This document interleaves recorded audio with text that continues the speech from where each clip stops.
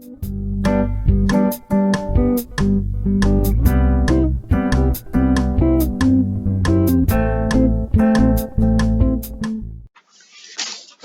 Everyone, welcome to my channel. This is Riya और इस video में हम पढ़ने वाले हैं इन्फ्लेशन, डिफ्लेशन और डिसइन्फ्लेशन और इन तीनों के बीच का डिफरेंस। तो ये टर्म्स हमने सुनी होंगी। इनमें मोस्ट पॉपुलर टर्म इन्फ्लेशन, जिसे हम हिंदी में महंगाई कहते हैं। हम इसकी डेफिनेशन और कॉजेज पढ़ेंगे कि क्या ऐसी चीज़ें हैं इकोनॉमी के अंदर जिसकी वजह से इन्फ्लेशन आती है। तो सबसे पहले हम स्टार्ट करते हैं मीनिंग से। इन्फ्लेशन का मतलब क्या है? हिंदी में कहते हैं महंगाई। तो inflation basically refers to the general rise in the price of goods and services. Economy के अंदर बहुत सारे गुड्स एंड सर्विसेज हैं और जब उनका कलेक्टिव प्राइस यानी कि उनका जो जनरल प्राइस लेवल है वो इंक्रीज होता है तो उसे हम कहते हैं इन्फ्लेशन। यानी कि सारे गुड्स के प्राइस में, ओवरऑल गुड्स के प्राइस में एक राइज आना। अब इन्फ्लेशन या महंगाई के कॉजेज क्या होते हैं? क्या ऐसी चीजें हैं जिसकी वजह से प्राइसेस इंक्रीज होते हैं गुड्स के? तो इसका मेन जो प्रॉब्लम है वो होता है aggregate demand greater than aggregate supply. जब इकोनॉमी के अंदर डिमांड ज्यादा हो जाती है सप्लाई से तो उस केस में प्राइसेस इंक्रीज होते हैं। अब एग्रीगेट डिमांड एग्रीगेट सप्लाई से ज्यादा कब होगी? या तो आप इक्विलिब्रियम लेवल यानी कि वो लेवल जहां पर एग्रीगेट डिमांड और एग्रीगेट सप्लाई इक्वल होते हैं, हम वहां से स्टार्ट करते हैं। अभी दोनों इक्वल हैं लेकिन किसी रीजन की वजह से अगर डिमांड बढ़ जाती है तो उस केस में इन्फ्लेशन होगी, या फिर अगर किसी रीजन से सप्लाई गिर जाती है तो उस केस में भी एक्सेस डिमांड हो जाएगा, एक्सेस डिमांड और इन्फ्लेशन आ जाएगी। तो अब हम इसके इसके तो वैसे बहुत सारे कॉजेज होते हैं इन्फ्लेशन के। ये मैंने कुछ यहाँ पर लिस्ट किए हैं जो कि मोस्ट इम्पॉर्टेंट वंस आप कह सकते हैं। तो सबसे पहला रीजन है इन्फ्लेशन का इंक्रीज इन मनी सप्लाई। ये मेजर रीजन है कि इन्फ्लेशन क्यों आती है इकोनॉमी के अंदर। जब मनी सप्लाई इंक्रीज करती है गवर्नमेंट, कहते हैं ना कि अगर नए नोट छापते हैं तो महंगाई बढ़ती है। वो क्यों होता है? क्योंकि जब करेंसी प्रिंट होती है और इकोनॉमी के अंदर आती है नई करेंसी या फिर सप्लाई बढ़ती है मनी की, तो उस केस में लोगों के हाथ में परचेजिंग पावर आती है। लोगों के पास पैसा आ रहा है तो वो क्या करेंगे? डिमांड ज्यादा करेंगे, वो गुड्स एंड सर्विसेज की डिमांड करेंगे। सप्लाई तो उतनी ही है, हम सप्लाई को इंस्टेंटली इंक्रीज नहीं कर सकते बट हम डिमांड को इंस्टेंटली इंक्रीज कर सकते हैं। तो क्या होगा कि एग्रीगेट डिमांड ज्यादा हो जाएगा एग्रीगेट सप्लाई से और मनी सप्लाई में इंक्रीज आने की वजह से इन्फ्लेशन होगी। सेकेंड रीजन है increase in government spending.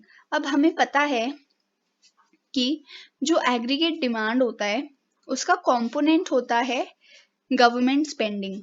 Government क्या खर्चा कर रही है इंफ्रास्ट्रक्चर पे, हेल्थ केयर पे, जो भी गवर्नमेंट सेक्टर्स हैं उनमें गवर्नमेंट का अगर खर्चा इंक्रीज होता है तो इसका एक मतलब है कि गवर्नमेंट की डिमांड इंक्रीज हो रही है, जो कि एग्रीगेट डिमांड का ही पार्ट है। तो एग्रीगेट डिमांड इंक्रीज हो रही है मतलब ग्रेटर देन हो जाएगी एग्रीगेट सप्लाई से और ये कंट्रीब्यूट करेगा इन्फ्लेशन के लिए। थर्ड कॉज है रिडक्शन इन टैक्सेस। अगर टैक्स रिड्यूस हो जाते हैं आपकी इनकम पे या गुड्स एंड सर्विसेज पे, जो भी टैक्स लग रहे थे अगर उसको कम कर देंगे, लोगों के पास ज्यादा पैसा बचेगा और लोगों के पास परचेजिंग पावर जो है वो इंक्रीज हो जाएगी और लोग ज्यादा डिमांड करेंगे which will contribute to inflation. Fourth cause है इंक्रीज इन कंज्यूमर स्पेंडिंग। यानी कि अगर कंज्यूमर्स सेव ना करके अपनी इनकम को स्पेंड करना प्रेफर करने लगेंगे ज्यादा, तो उस केस में भी वो गुड्स एंड सर्विसेज की डिमांड इंक्रीज करेंगे और इन्फ्लेशन बढ़ेगी। फिफ्थ कॉज है नेचुरल कैलामिटीज। अब नेचुरल कैलामिटीज का लॉजिक थोड़ा सा अलग है। ये है कि नेचुरल कैलामिटीज की वजह से जो एग्रीगेट सप्लाई है, सप्लाई गुड्स एंड सर्विसेज की, उस पर इम्पैक्ट पड़ेगा। तो सप्लाई पे इम्पैक्ट क्या होगा कि सप्लाई डिक्रीज हो जाएगी।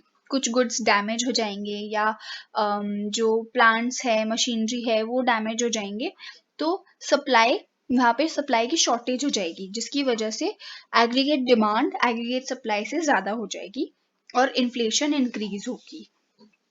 6th पॉइंट है increase in cost of production, यानी कि किसी रीजन की वजह से अगर कॉस्ट ऑफ प्रोडक्शन इंक्रीज हो जाती है, गुड्स और सर्विसेज को प्रोड्यूस करना अब प्रोड्यूसर के लिए महंगा हो जाता है, तो क्या होगा, उसका डायरेक्ट इम्पैक्ट सप्लाई पे पड़ेगा और प्रोड्यूसर सप्लाई को डिक्रीज करेगा। वो सप्लाई डिक्रीज करेगा यानी कि डिमांड तो उतनी ही है लेकिन सप्लाई डिक्रीज हो गई है, तो एक्सेस डिमांड का केस अगेन और इन्फ्लेशन इंक्रीज होगी। अब ये सिर्फ कुछ ही पॉइंट्स हैं जिनसे इन्फ्लेशन होती है। इन्फ्लेशन के इन्यूमरेबल कॉजेज हैं, बट मेनली जो इन्फ्लेशन को कॉज करता है वो है एग्रीगेट डिमांड का एग्रीगेट सप्लाई से ज़्यादा हो जाना। अब हम देखते हैं कि डिफ्लेशन और डिसइन्फ्लेशन क्या होता है। अब कुछ लोगों ने डिफ्लेशन तो सुना होगा, लेकिन डिसइन्फ्लेशन एक ऐसी टर्म है जो कि हम रेगुलर लाइफ में नहीं सुनते। डिफ्लेशन एकदम ऑपोजिट होता है डिफ्लेशन एकदम ऑपोजिट होता है इन्फ्लेशन के। इन्फ्लेशन में जनरल प्राइसेस राइज करते हैं, वेयर एज डिफ्लेशन में जनरल प्राइसेस फॉल करते हैं। ये बहुत ही रेयर फिनोमिना है, मतलब ऐसा हम देखते नहीं है जनरली कि प्राइसेस कम हो रहे हैं, प्राइसेस मोस्टली राइज ही कर रहे होते हैं, लेकिन डिफ्लेशन के केस में प्राइसेस गिरते हैं गुड्स एंड सर्विसेज के। अब है हमारे पास डिसइन्फ्लेशन। डिसइन्फ्लेशन क्या होता है?